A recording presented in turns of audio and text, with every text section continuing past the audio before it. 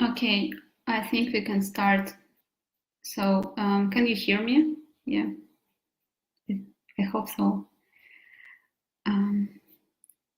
Okay, so good afternoon, everyone.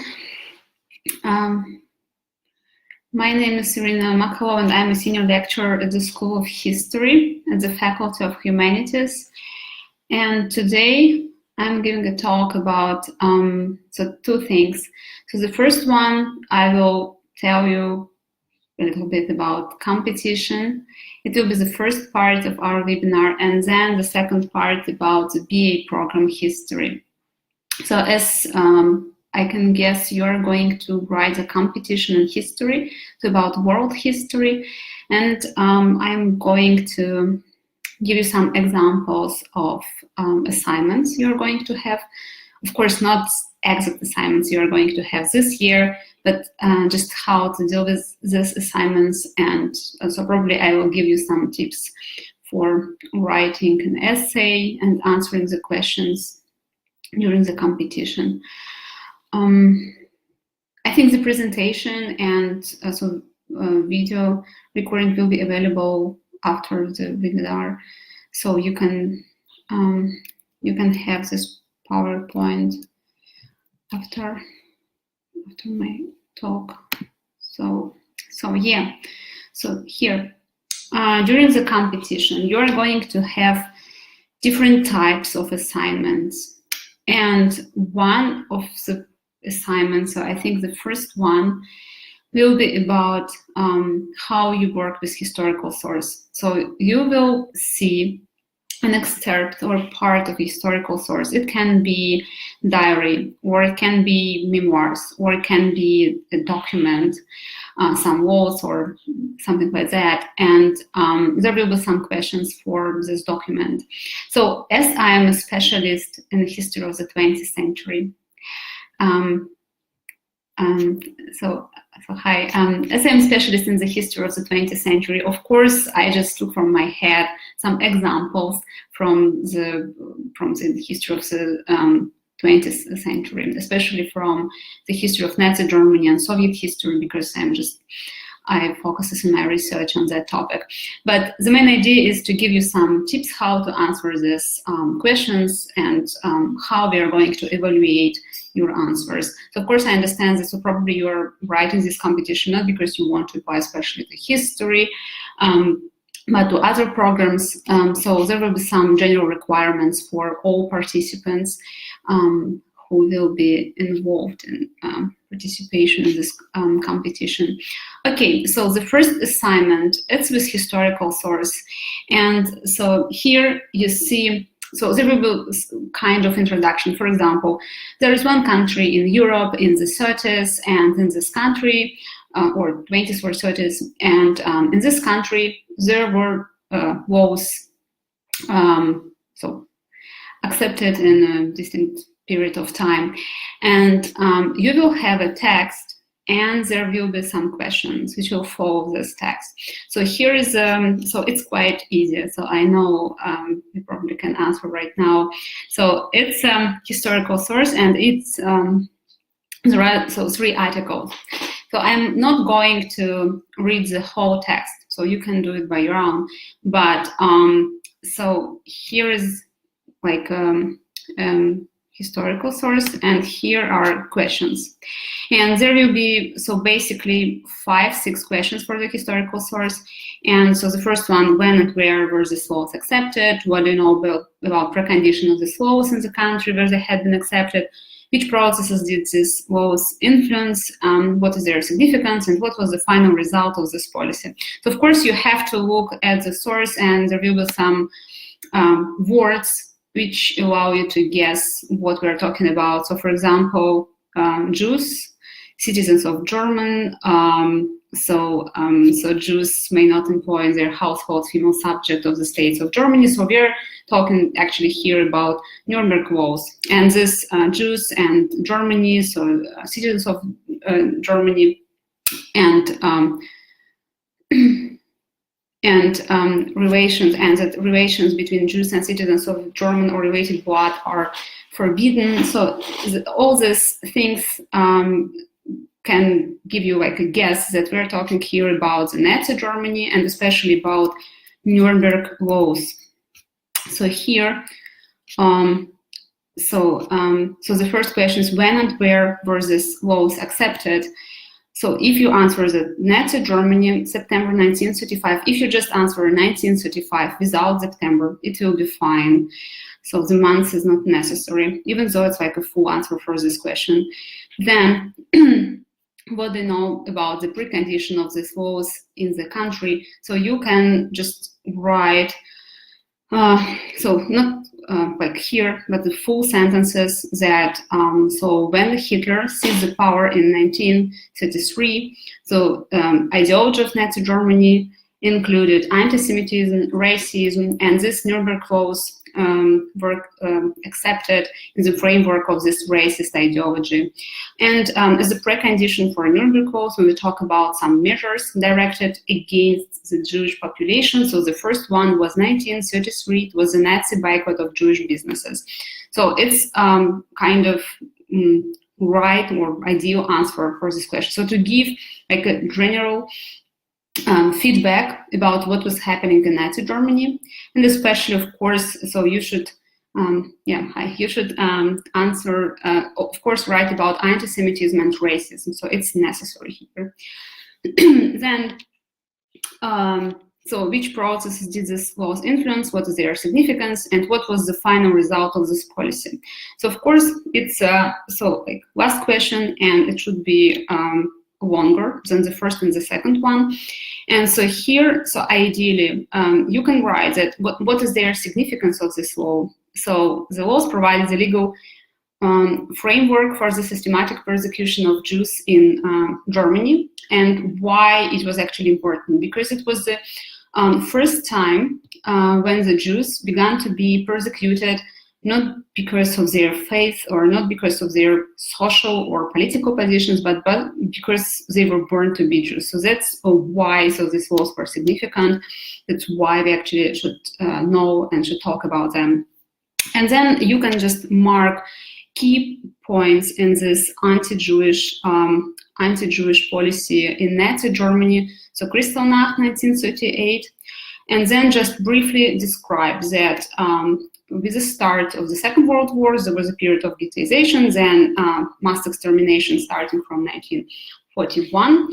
So it's better if you write like summer 1941, but 1941 will be enough even without summer. And then January 1942, final solution of the Jewish question. It means that it was the precondition for the Holocaust. So if you write it, so if you just follow all the stages of persecution of the Jewish population, it will be fine. So it will be counted like a right answer to this question.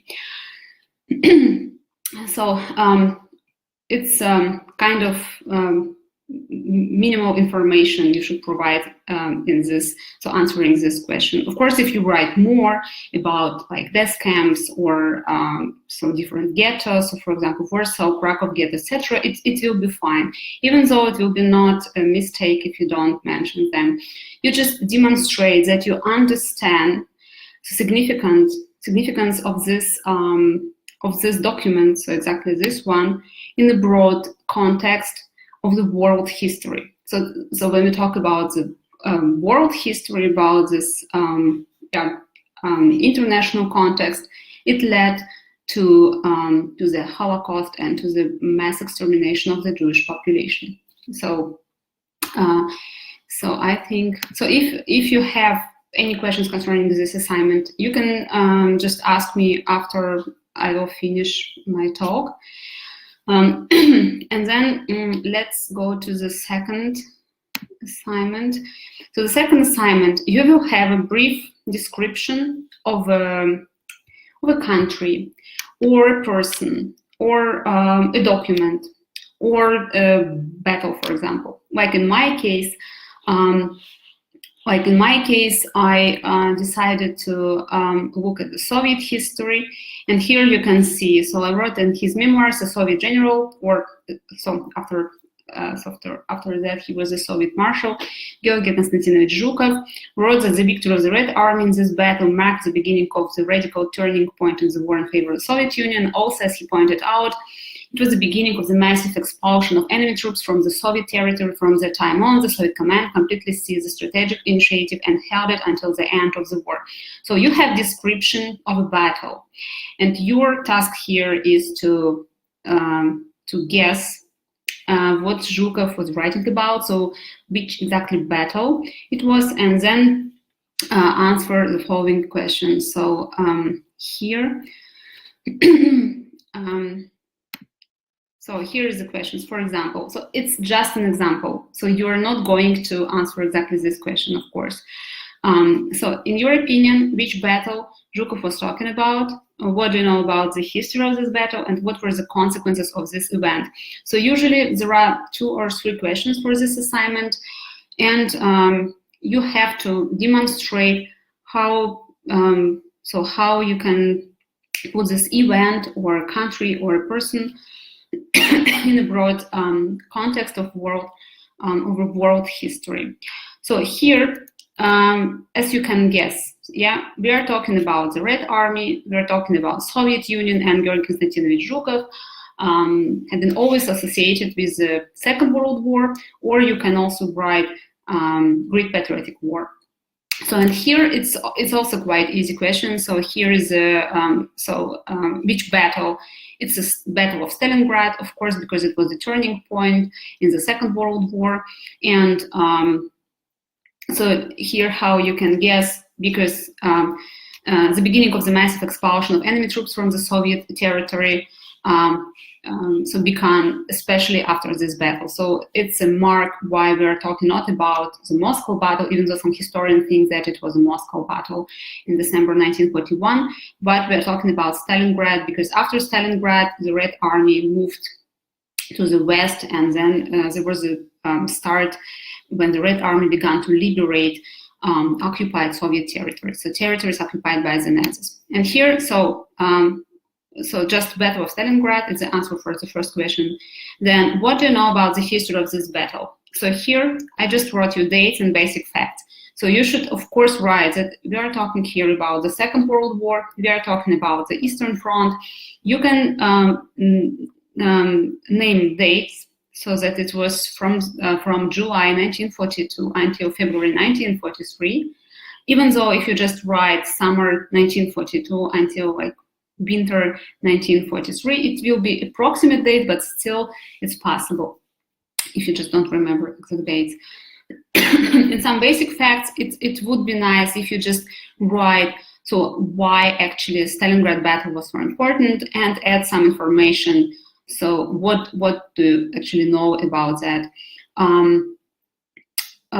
So for example, in this case, it's possible to write that, so in summer 1942, so the German army wanted to conquer Stalingrad, because even though they actually conquered the North Caucasus, the Stalingrad was a key point for blocking the Volga River traffic, because the Soviet Russian Republic still had a connection between central part and North Caucasus, and destroying or capturing Stalingrad would cut the central part from southern part of the Soviet Russian Republic. So it's just giving a general context what we are talking about here, and then you have to highlight main consequences. So I just highlighted here 3 main consequences. So usually if you just name 3 consequences, it's enough. So for every question, so you can concentrate on other aspects, even though I wrote here 3 which I find the most important. So Germany's failure to block the Volga River traffic, then the turning point on the Eastern Front, So because the Red Army began to liberate Soviet-occupied territories, and then Germany's defeat shattered its reputation for German people and Germany's allies. So it can be two different consequences. So that so there was a disappointment within Germany. So first of all, and then Germany's allies understood that Nazi Germany is not going to win the war, and there was a crisis of power in the states, and they just began to look at how to deal with approaching defeat of Nazi Germany in this war. So it's a possible answer, which would be calculated as right answers to this question. So here, what is your main task? What you should demonstrate in this second assignment, that you actually can put and can consider the small event in broad context of the world history, and just say why the Battle of Stalingrad was a turning point during the Second World War. Or you can write Great Patriotic War. I don't think that it really matters in this case. Okay, and then so probably you will be asked to write an essay. So I don't know what topic, but while reading your essays, so we are going to check your essays, and what are my tips or advices for you? So how to write an essay, and what we are looking at while reading your essay. So first of all, the structure. So introduction, main part, and conclusion. Introduction and conclusion. So each of these parts should contain no more than 2-3 sentences. So that's enough. In conclusion, you give just general information and background to the problem. So main part, it's actually your argumentation. And then, so conclusion is quite clear. So your main ideas. So then logic and consistency. So we have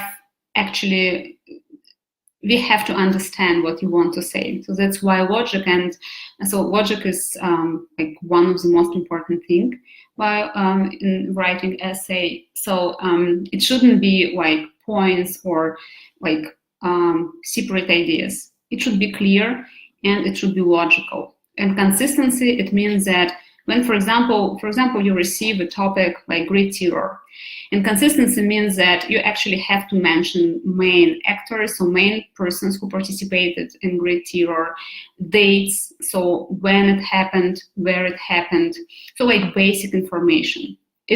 So in this case, you will demonstrate that you actually know what you're writing about.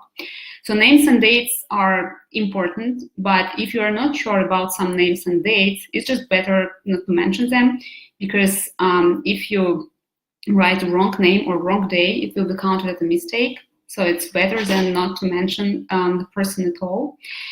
And here I just wrote that logical writing is more important than numbers and the number of names and dates.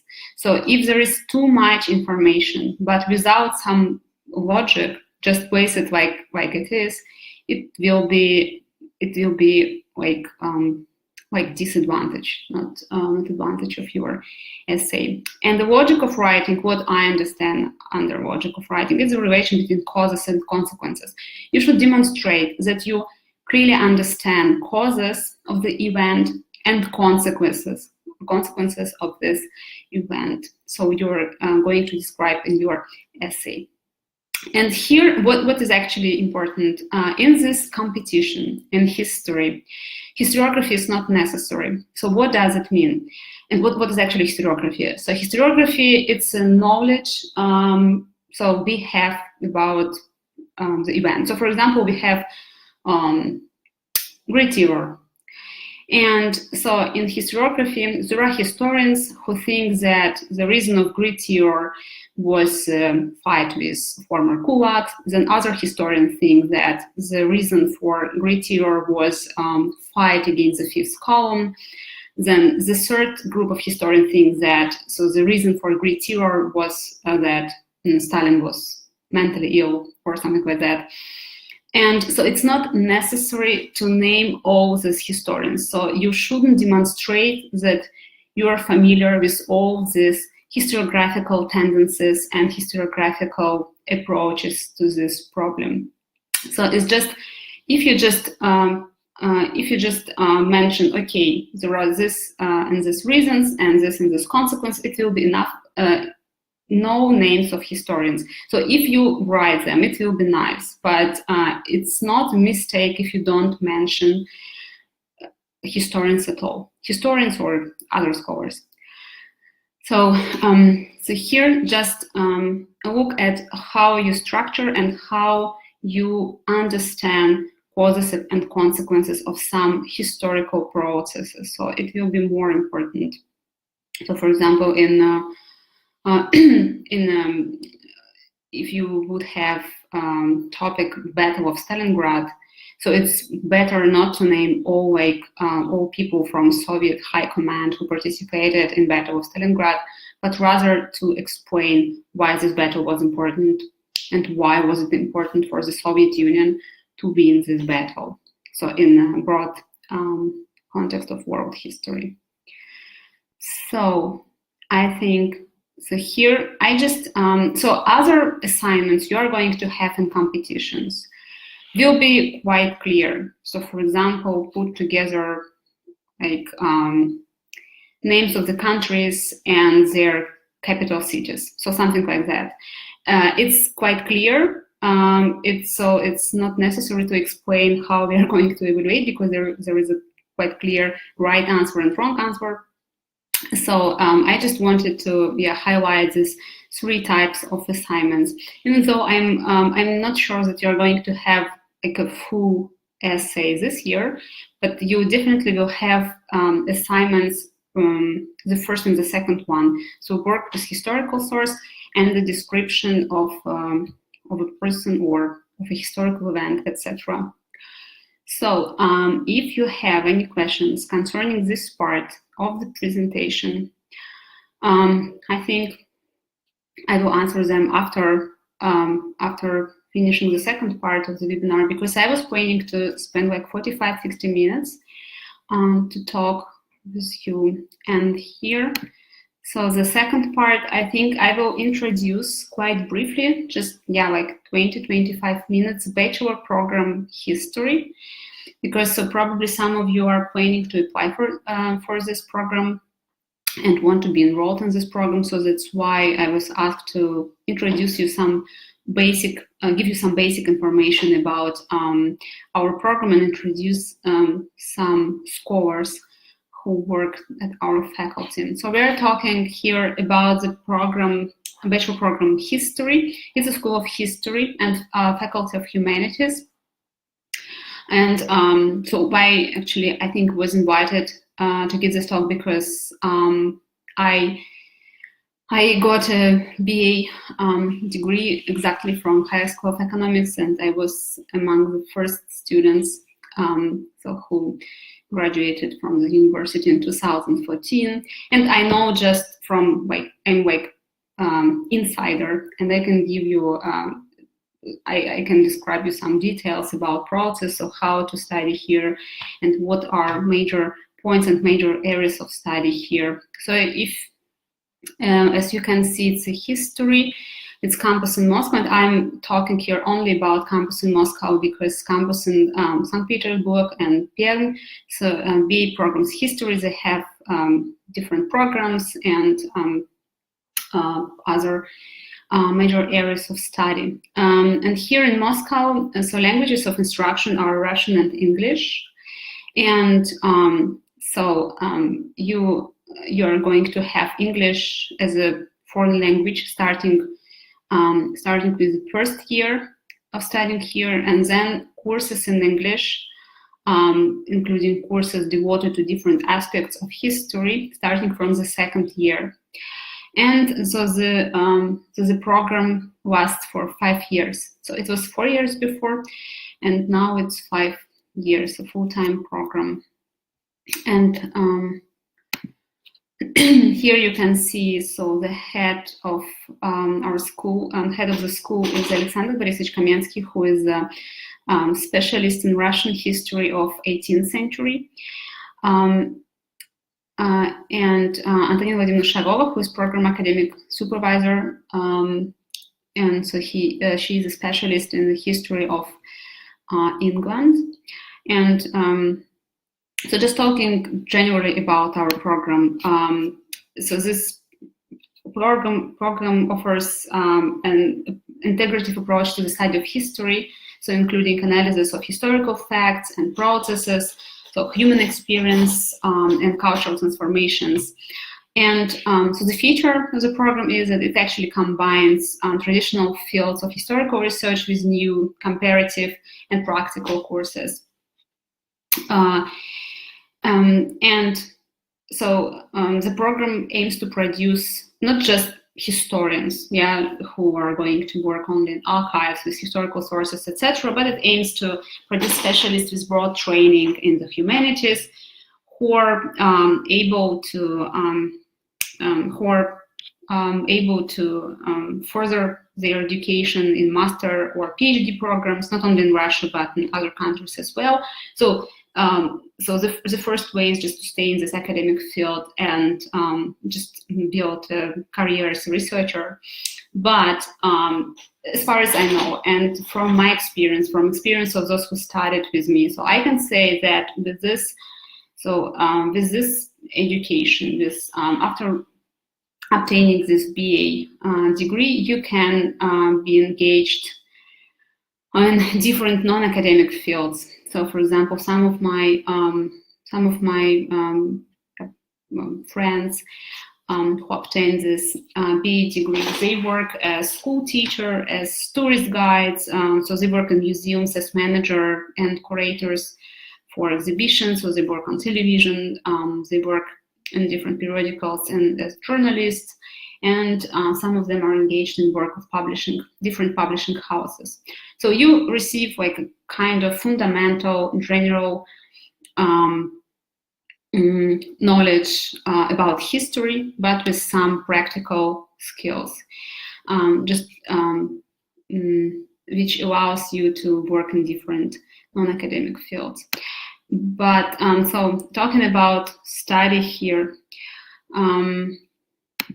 So within the School of History, we have different institutions and organization which provide students with different courses devoted to different aspects of history. And I will just briefly describe some of these institutions, so you can just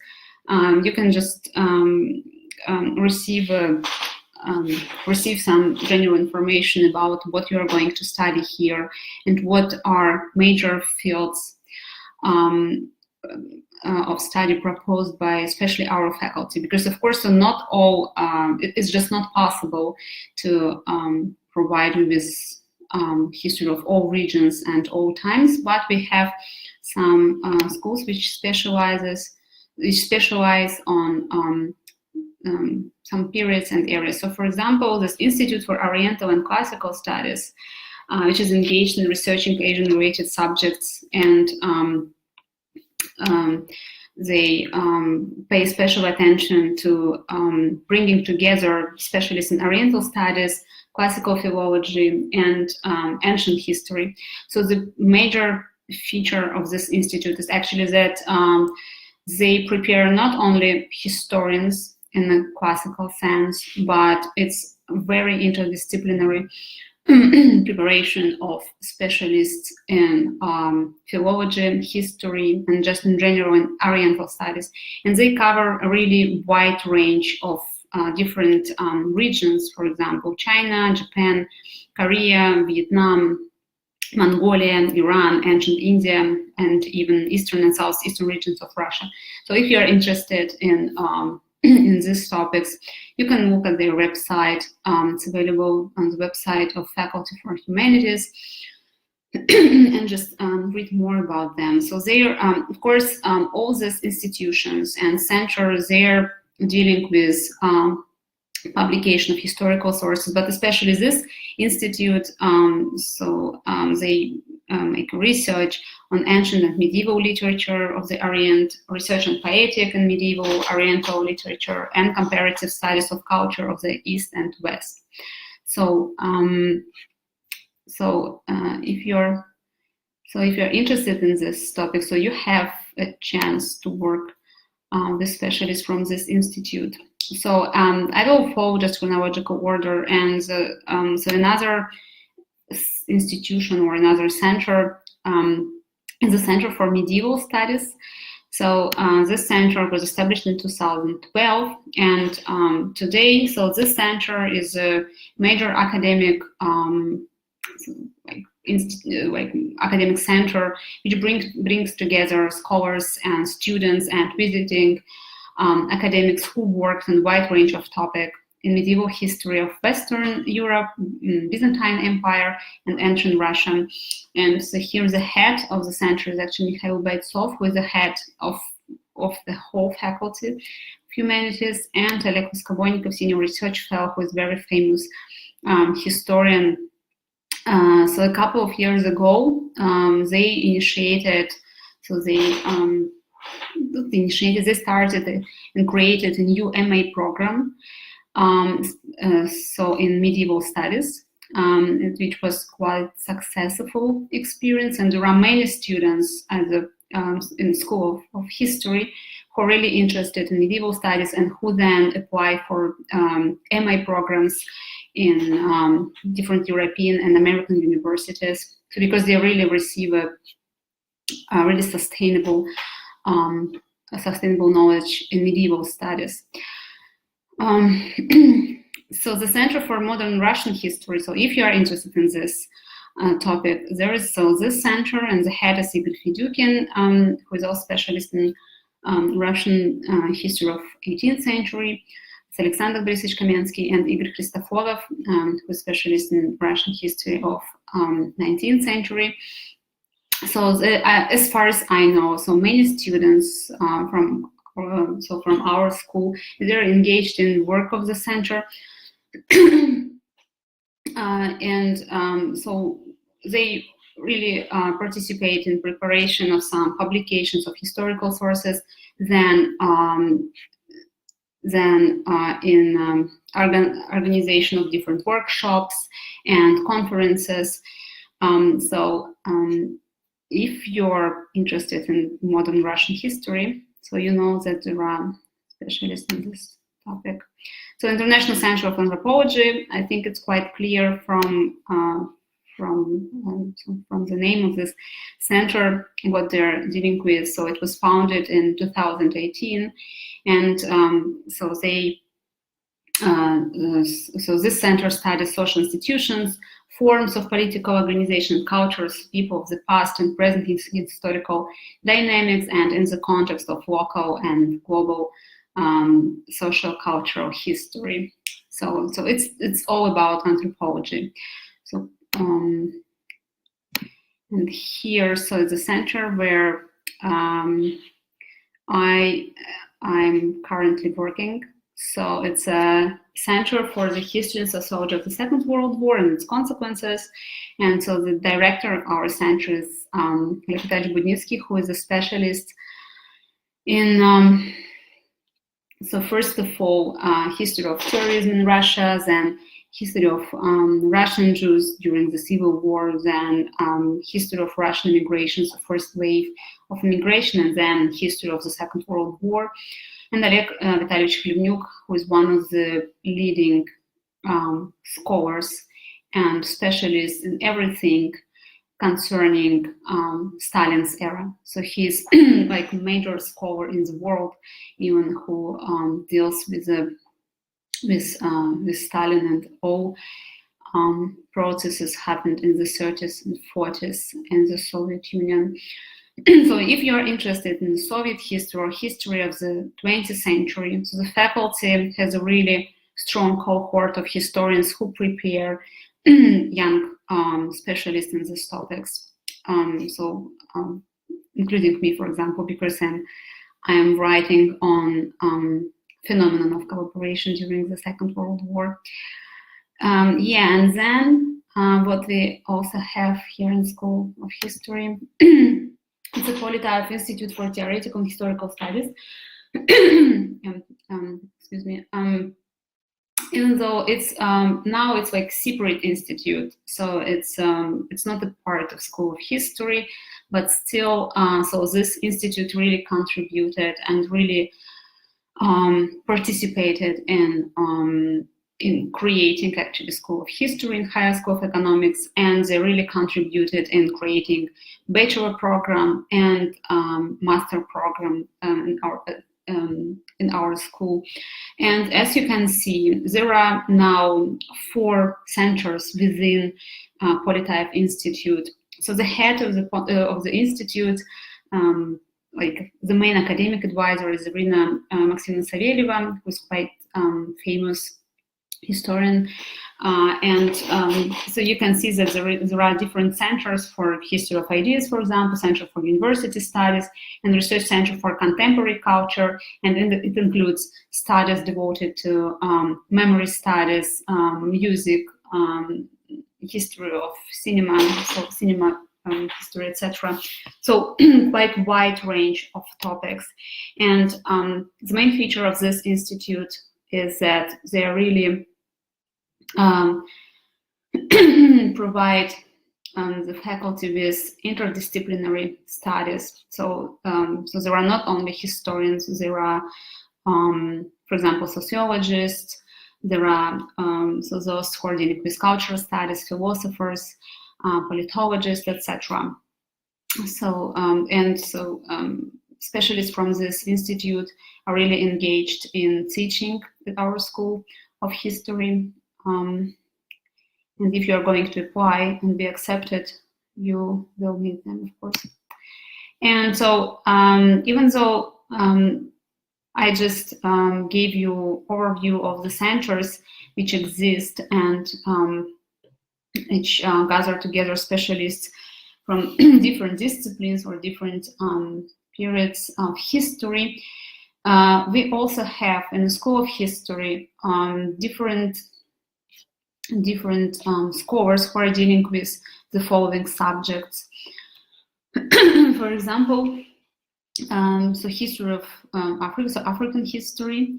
We have Polish history. So unfortunately, I didn't create a separate slide for so Polish history, even though, so starting from this year, we have a special center headed by Leonid Efremovich Gorizontov. It's a center which deals with Polish history. So I just didn't create a separate slide because the center was just created, even though they already organized different workshops and conferences. And so just for you to know that we have some specialists in Polish history and students, many students who write on these topics. So ancient Russia is presented by such very famous scholars, Igor Nikolaevich Danilevsky, Peter Sergeyevich Stepanovich. Then Russian history of the 19th century, so Nazimna Bektasheva, Vadim Solanovich Parsamov, and economic history, quite a new direction in economic history, and we have Elena Kalchmina and Maria Alexandrova who are dealing with this subject. And as far as I know, economic history is taught in English, so there are courses in English devoted to economic history, not only Russian economic history, but economic history of Europe, etc. So, of course, we have some scholars who are dealing with history of the United States or history of like France or Germany, not in Middle Ages, but for example, in early modern time. But I just, so in this brief presentation, I focused on the major areas which are presented by many historians in our School of History. So if you have any questions now, I am ready to answer them. I think so. From my side, I'm done and I'm ready to answer. So all questions concerning competition or concerning study at our Faculty of History. So you can write your answer just in chat and I will answer them.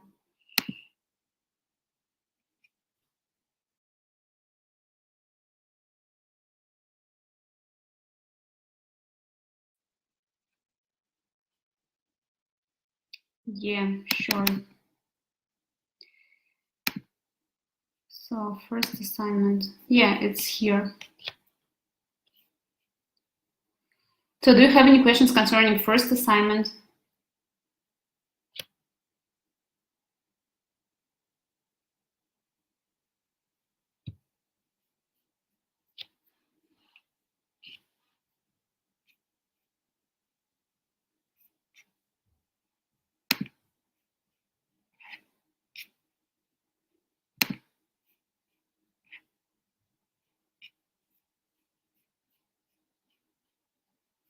Yeah, so if you have any questions about first assignment, you can ask me.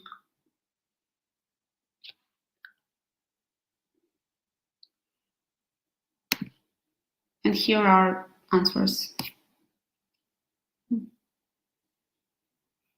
No questions. Okay. I am interested in economic history. Can you give more details? Yeah, so economic history, honestly, it's not the direction which is the favorite one among Russian students, because as you can guess, it's quite difficult to deal with. But yeah, we have specialists in economic history. It's Elena Kolchmina. So you can find so on the website of our school of history, you can find like a list with our staff, and you can find those who are dealing with economic history. So I personally know Elena Kolchmina and Maria Alexandrova. They are dealing with. So Elena Kolchmina is mainly dealing with economic history of Russia, especially 18th century, as far as I remember from her recent publications. And there are some students who are writing on these topics, also who work in archive or so archive of Gada, so Russian State Archive of I don't know how it's in, so like early modern Russia, so 18th century. And they're really engaged in this research. Also, you can, so actually, so in this center, so I will just show you. So in the Center for Modern Russian History, they're also dealing with, so partially with economic history. And Maria Alexandrova, she's writing more on economic history in general. So she concentrates not on Russian economic history, but on economic history in the global context.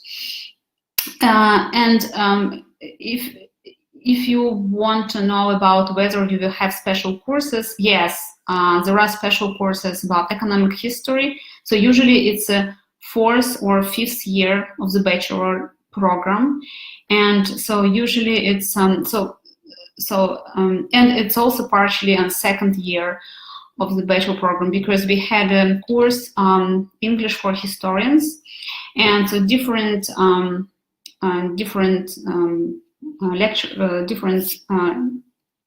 like scores, they concentrated in these courses on their topics, and Elena Kolchmina and Maria Alexandrova, of course, give articles and discuss in English, especially problems of economic history.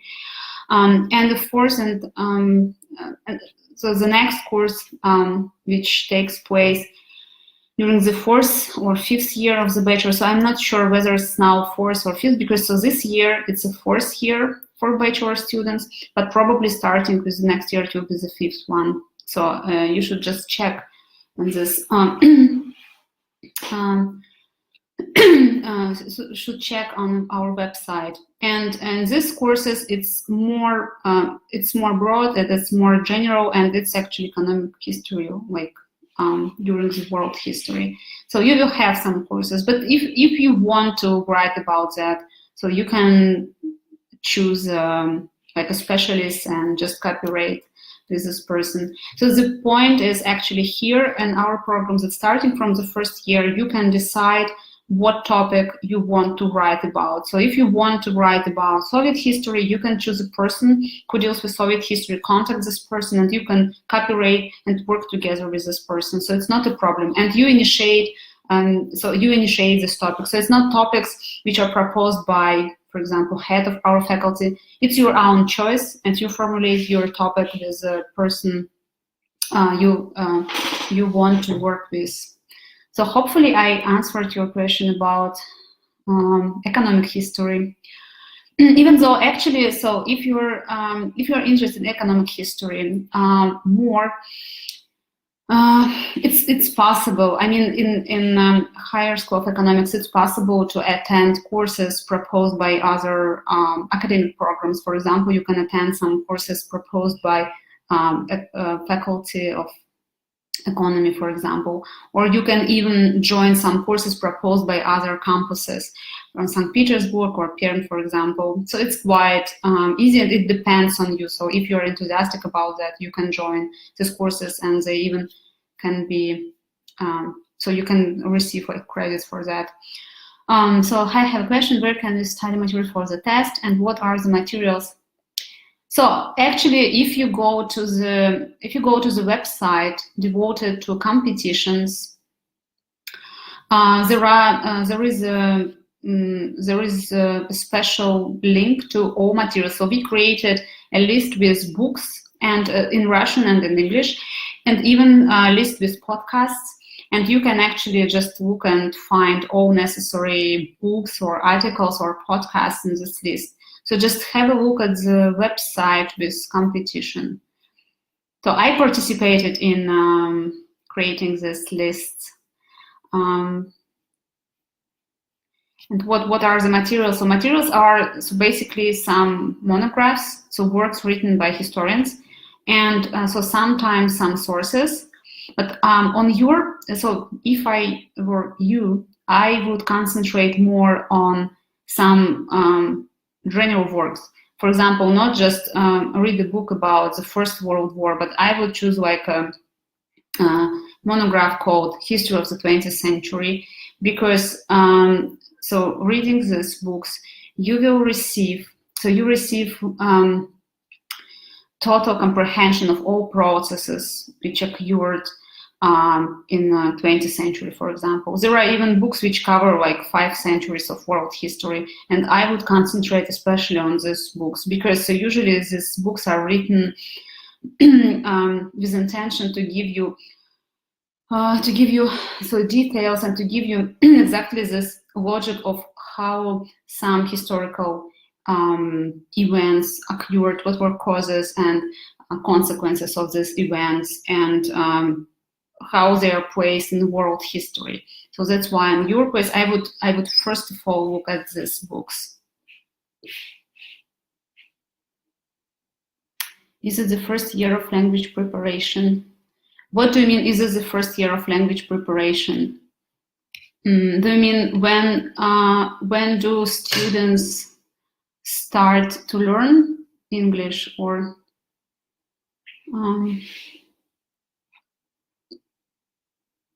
so the first year of language preparation? So no, so students have, so first year of bachelor program, you start learning English, and there is like a general part and a special part, like English for special purposes, and it's usually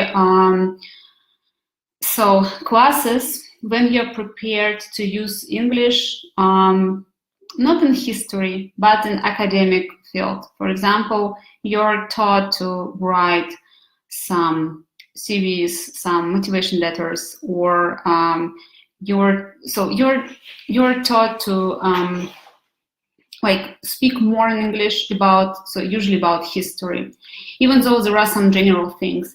And at the end of the first, and I think at the end of the second year, you're going to pass an exam in English, and an exam will be in IELTS form. So if you have already passed IELTS, you can imagine what will be. So there is one part, it's like preparation for IELTS, and then another part is like preparation, so English for specific purposes. In case of history, it will be history. So I'm talking now only about School of History. So I'm not sure how it's organized on other faculties. So situation can be different. And then the second year, you can also have English. So if you choose English, there is a chance to learn English the second year of the bachelor studies. So like 2 years of English.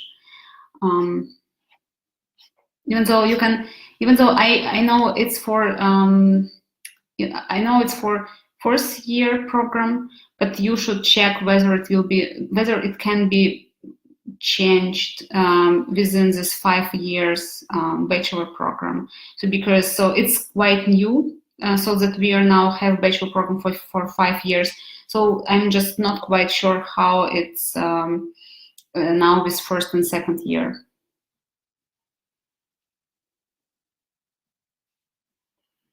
It means that I study takes place in general, then I can choose a specific period of time to study economic history, such as the history of economics. Yeah, exactly.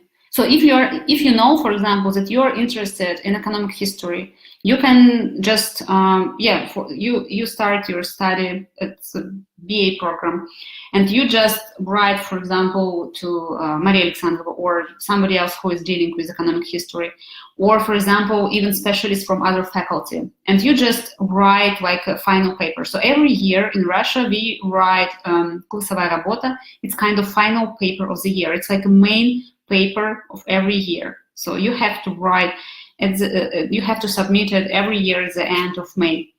And it's a paper where you demonstrate that you can work with sources, with historiography, etc. And if you are interested in economic history, you can choose exactly the topic about economic history.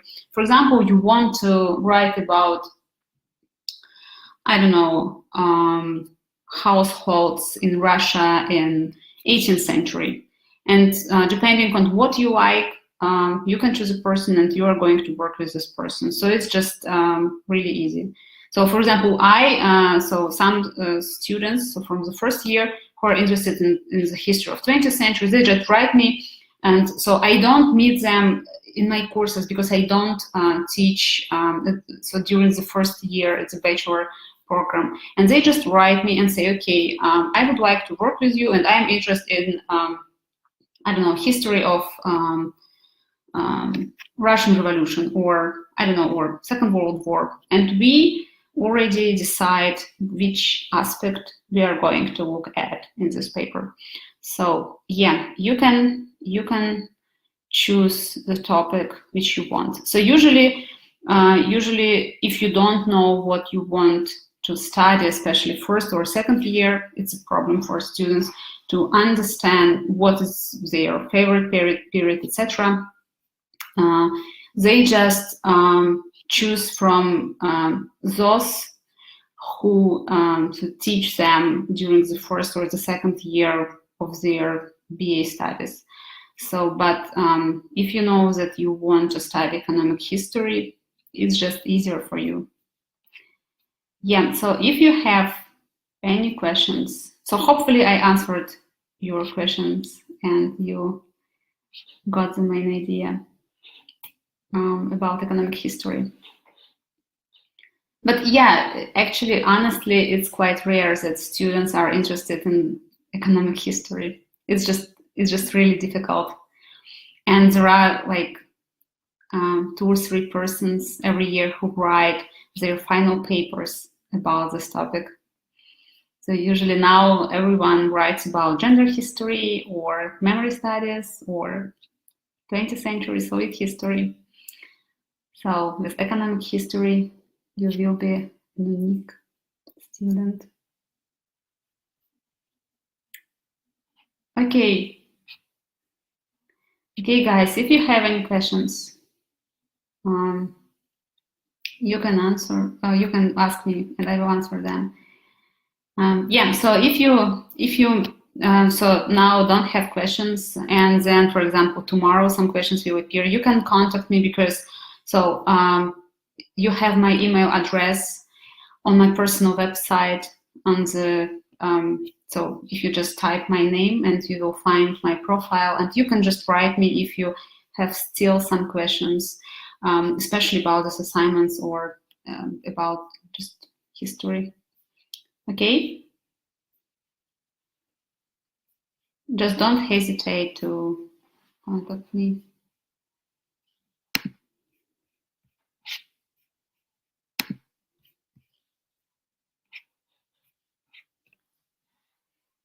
Okay, I'm waiting for 1 minute, and then if there are no more questions, I will stop webcasting, and then I will be out of the system. So do we need to have a language certificate to register? Do you mean, so I'm not sure about the technical details. So about technical details concerning competition, just please contact the center who is dealing with this competition process. Okay, so because from our side, we create assignments for competition. So we present our program. And then, yeah, and then, so everything concerning organization, it's, so please to the center for organizing competition. Okay, I'm just, I will give you my email. And you.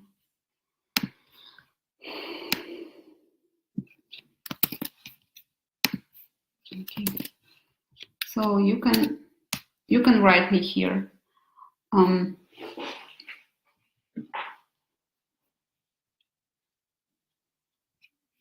know that, so sometimes, so it's better, so if you know Russian, it's better to read everything in Russian, I mean, website of the Higher School of Economics, even though there are some parts which were translated into English, so information in Russian is more, so it's just better. So you receive more information by reading in Russian.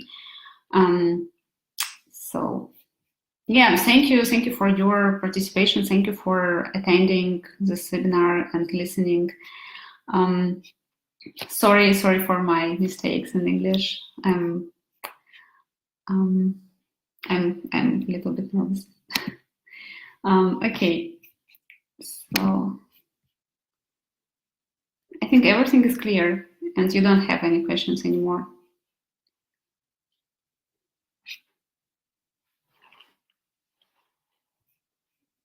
Okay, then thank you. Then thank you guys for your attention, and I wish you good luck in competition. So if you, thank you, Mohammed. If you don't find materials on the website, just please write me, and I will send you a link, or I will send you a document with literature and all podcasts for preparing to the competition. Okay, please don't hesitate. I will be happy to answer your emails. Okay, so guys, have a nice evening or whatever you have, and goodbye.